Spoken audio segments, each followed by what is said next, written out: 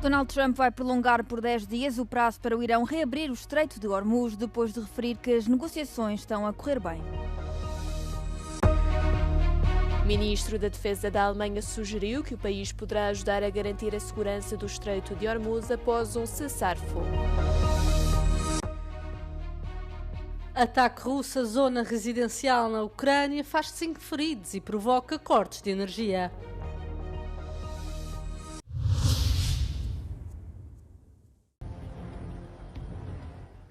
O presidente dos Estados Unidos, Donald Trump, anunciou na quinta-feira à noite que vai prolongar por 10 dias o prazo para o Irão reabrir o Estreito de Hormuz, alegadamente em resposta a um pedido do governo iraniano. Numa publicação na rede social Truth Social, Trump revelou que as negociações com Teherão para pôr fim à guerra estão a correr muito bem e acusou a comunicação social de divulgar notícias falsas. Na reunião do Conselho de Ministros, na quinta-feira, Donald Trump evitou responder a perguntas sobre o Estreito de Hormuz, indicando que as decisões são tomadas com base no conselho dos seus enviados. I don't know yet. I don't know. Mr. Witkoff and JD and Jared will tell me whether or not they think it's going along, and if it's not going along, maybe not. And we have a lot of time. You know what? It's a day. In Trump time, a day, you know what it is? That's an eternity. O secretário do Tesouro dos Estados Unidos afirmou que Washington continua a registrar um aumento diário do tráfego no Golfo, apesar de não ter garantido totalmente a segurança do Estreito de Hormuz. The Iranians believe they are fighting a two-front war. It is the military war that our great warriors are prosecuting, but on the other side, they are trying to take control of the global economy through a choke point that we believe does not exist and that we will overcome. Mr. President, we are starting to see more and more movement in and out of the Gulf today, and this is more than yesterday, and this is the beginning. I am confident that shipping traffic will continue to increase on a daily basis even before we secure the straits.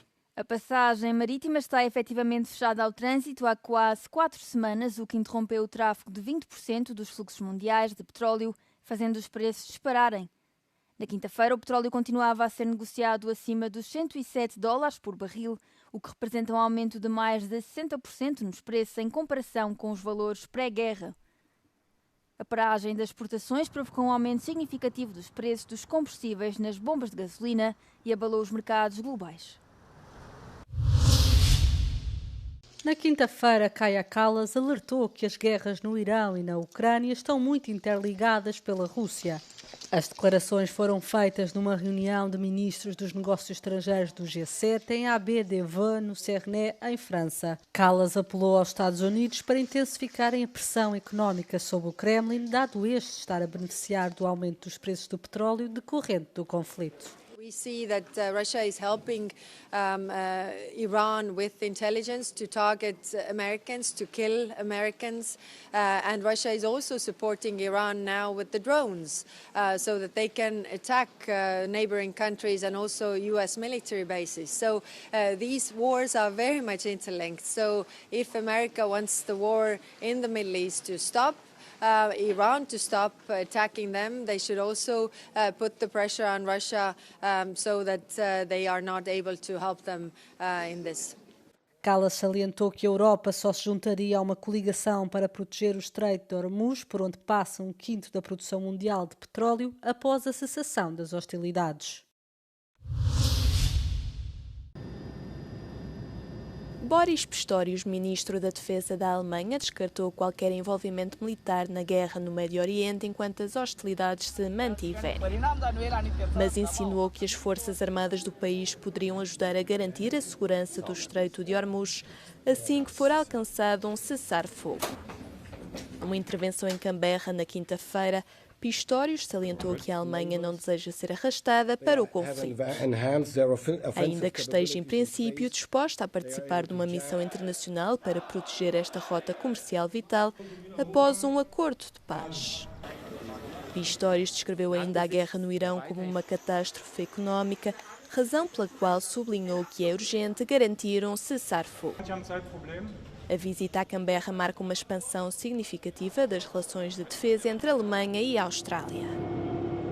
Os dois países concordaram em simplificar o destacamento de tropas e colaborar num novo sistema de alerta precoce no espaço, concebido para detectar ameaças às redes de satélites por parte de potências como a Rússia e a China.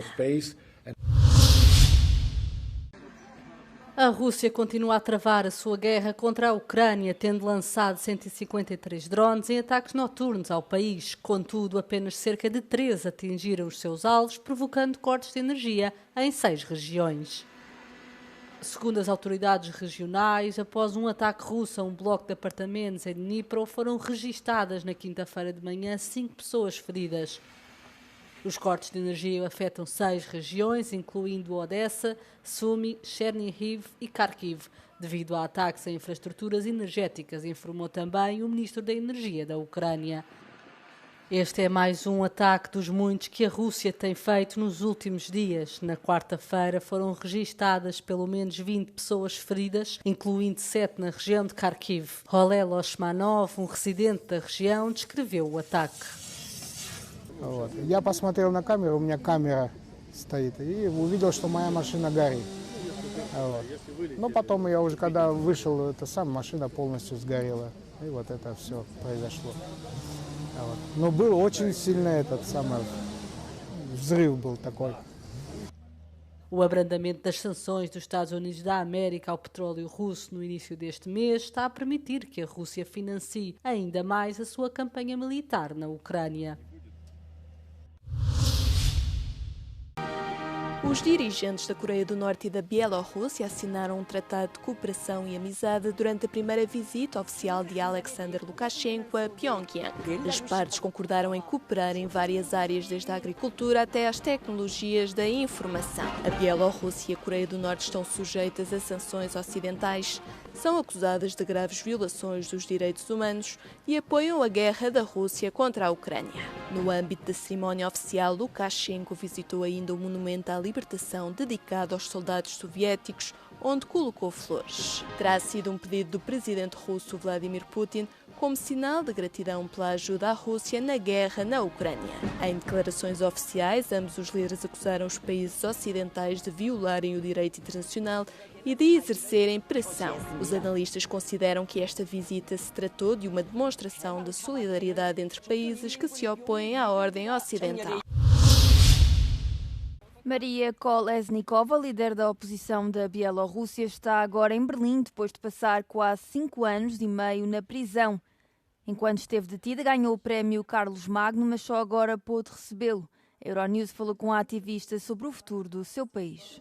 Welche Entwicklungen machen Ihnen Hoffnung in Belarus und welche machen Ihnen Sorgen? Wenn man denkt und spricht über Zukunft, es gibt große Sorgen, so dass Belarus kann ihre Souveränität verloren und es ist ganz nah eigentlich, weil ökonomisch wir sind nicht mehr so unabhängig als früher. Und das ist eigentlich ein Teil, es ist Ergebnis von Sanktionen. Wenn die Sanktionen ganz starkes Druck auf Lukaschenko machen, der kehrt sich nach Russland.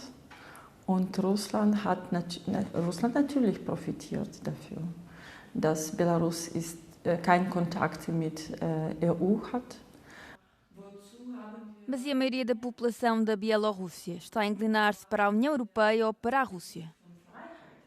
Es gibt jetzt eine riesige russische aggressive Propaganda in Belarus und es ist vielleicht sogar viel gefährlicher als Sanktionen, weil es ist schon 5 Jahre vorbei und es gibt jüngere Generationen, die haben 2020 und Proteste nicht mitgekriegt. Sie wissen jetzt nicht mehr, was ist das, was ist was. Und Gefahr ist, dass in noch ein paar Jahren oder noch 5 Jahren, es würde schon mehrere Generationen sein, die würden überhaupt nicht verstehen, was EU ist und was demokratische Werte ist. Kolesnikova defende que a União Europeia deve, por isso, comunicar com Lukashenko. Und wenn man nicht mit Lukaschenko keine Gespräche wollen. Irgendwann kommt die Zeit, der Staat Lukaschenko, die müssen mit Putin sprechen. Und das ist, finde ich, viel schlimmer. Maria Kolesnikova conta com o apoio da Europa e espera que, a longo prazo, o envolvimento e a solidariedade fortaleçam o caminho rumo à democracia e independência na Bielorrússia. Um antigo polícia francês de 42 anos, suspeito de ter assassinado 2 mulheres, foi detido em Portugal. As vítimas foram identificadas pelas autoridades como a atual e a ex-companheira do suspeito, cujos corpos foram encontrados enterrados na Serra de Nogueira, em Bragança. O homem estava a ser procurado há vários dias pelas autoridades francesas, depois de ter sido dado o alerta para o desaparecimento da ex-companheira e do filho. Acabou por ser detido pela Guarda Nacional Republicana Portuguesa durante uma operação de fiscalização numa autoestrada no distrito da Guarda, por posse de documentos falsificados e de uma arma de fogo ilegal. O suspeito viajava com os 2 filhos de 13 anos e 18 meses de idade, que foram encontrados em segurança e que foram levados para instituições de acolhimento. Após a sua detenção, as autoridades portuguesas foram alertadas para mandados de captura franceses iminentes contra ele, por acusações de rapto das suas parceiras atual e anterior e das 2 crianças. Assumia-se como criador de conteúdos nas redes sociais, onde denunciava frequentemente que o filho mais velho estava em perigo.